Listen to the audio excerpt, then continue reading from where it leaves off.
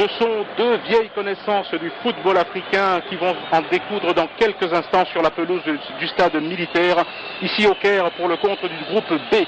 À 4 reprises, les Lions indomptables du Cameroun et les éperviers du Togo se sont affrontés à la phase finale de la CAN. La balance pèse en faveur des Félidés emmenés par un Samuel Eto'o aux griffes acérées.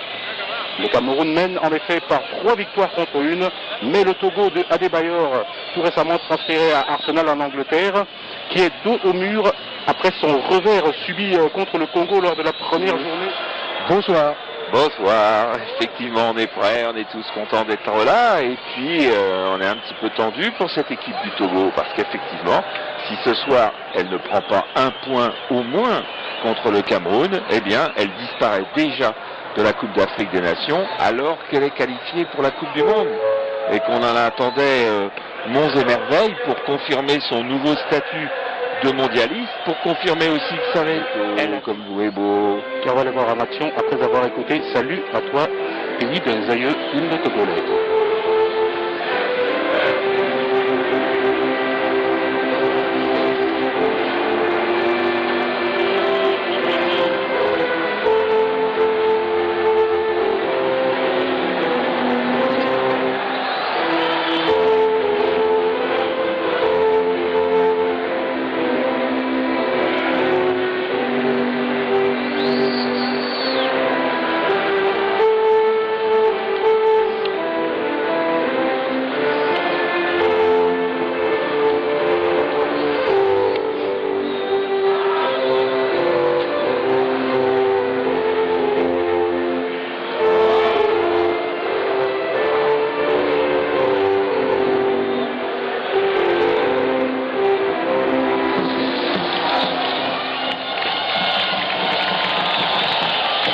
Pourtant, ils ont bonne mine aussi, hein, ces Togolais mondialistes. C'est vrai que sur le plan de la notoriété, bon, à part Adebayor, qui est connu mondialement, les autres arrivent sur la scène internationale. Il y en a qui sont dans des clubs, bien sûr. Il y en a qu'on connaît. On sait qu'Agassa, par exemple, est un gardien que vous avez juste en ce moment à l'écran, est un gardien qui peut être exceptionnel de temps en temps, et il l'a déjà été.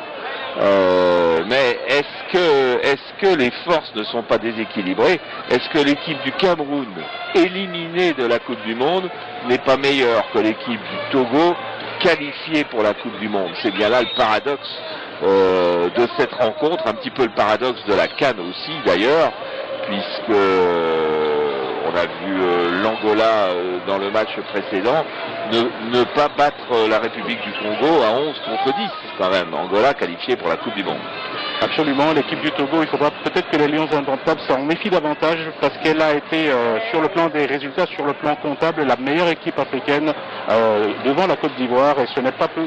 Alors qu'on va certainement découvrir les deux formations maintenant, celle du Cameroun qui évoluera sur la gauche de votre écran et puis le Togo en jaune et vert qu'on a ici à l'image, la belle équipe du Togo qualifiée donc pour la Coupe du Monde. Charles, les deux équipes sont déjà sur le... Oui, juste un petit mot de Stéphane. Oui, mam. Je suis avec Stéphane Keshi, donc l'entraîneur des éperviers du Togo. Stéphane, et il donne déjà des ordres à ses joueurs. Alors Stéphane, défaite interdite ce soir pour les Togolais, sinon on rentre à la maison. Oui, je crois bien, mais on ne va pas mettre ça dans nos têtes. C'est ce qu'on veut faire, on est venu pour jouer, pour améliorer notre performance des derniers matchs. Et puis, voilà, je ne mets pas ça dans la tête de mes joueurs. La défaite aujourd'hui, c'est fini, mais vous n'avez qu'à aller jouer, s'amuser un peu.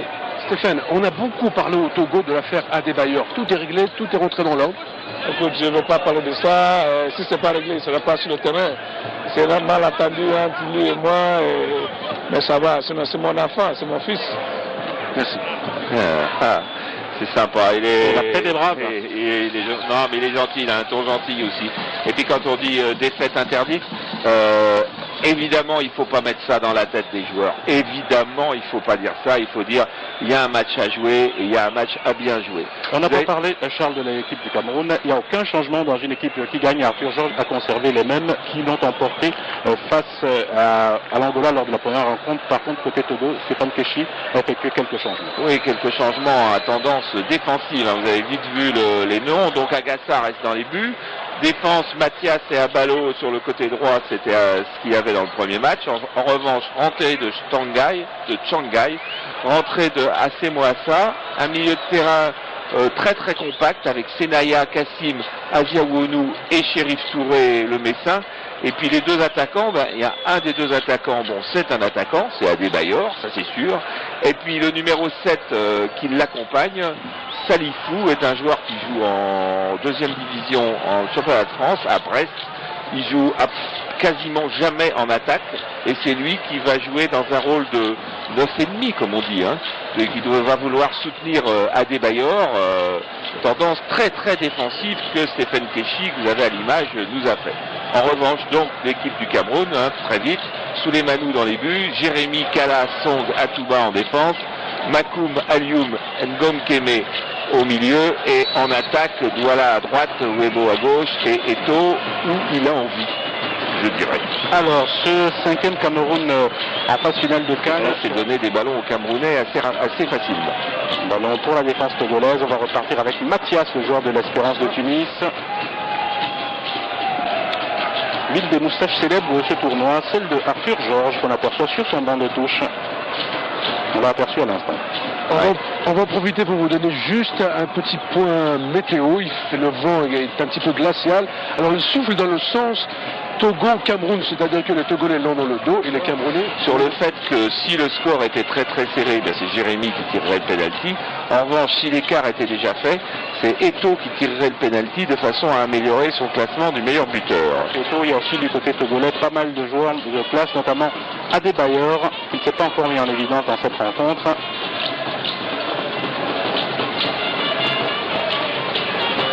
On va partir, tu vas rester jouer avec notre équipe et finalement il est resté et comme remplaçant et il a joué les 20 derniers qui laisse tomber quelques sifflets devant la qualité moyenne on va dire de la rencontre. Adebayor qui protège bien son ballon, Mathias, Kassim. Voilà, c'est bien joué latéralement avec Shanghai. Rond central.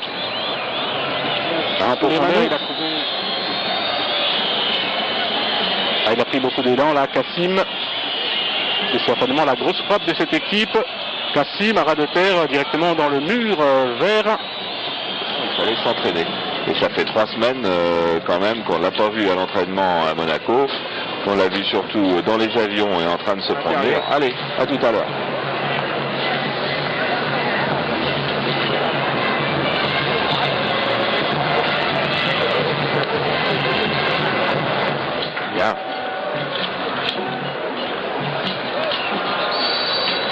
Voilà, Monsieur Sowemodu donne le coup d'envoi de la deuxième mi-temps entre le Cameroun et le Togo, 0 but partout entre les deux formations. C'est dans le cadre du groupe B, la deuxième journée qui se termine.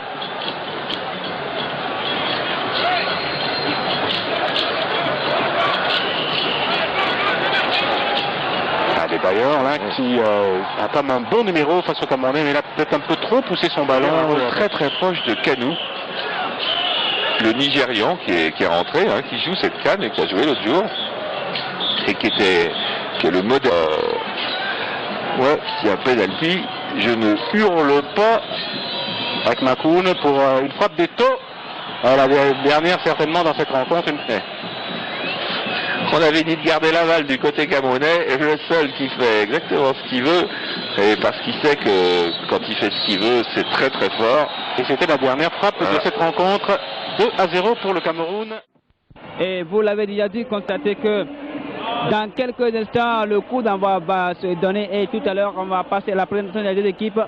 De loin, vous l'avez déjà remarqué que les éperviers sont en jaune et vert comme d'habitude, alors que leurs homologues du jour, les Maliens, sont en tout blanc comme d'habitude. Et vous l'avez également constaté que c'est devant un stade plein à craquer de plus de 45 000 spectateurs que va se dérouler cet après-midi ce duel tant attendu entre les deux formations. Oui, confrontation qui oppose bien sûr le leader et le dernier. Le Togo qui est maintenant leader de son groupe avec 7 points plus 3 en goal différentiel. Alors que le Mali ferme la marche dans ce groupe 1 avec 2 petits points en 4 matchs. Vous voyez que c'est un peu comme ça que les Maliens sont allumés tout juste pour relever le défi. Et on attend tout de même de voir la confirmation de cette équipe du Togo plutôt qui, depuis un certain temps, arrive quand même à émoustiller plus d'un jusque-là.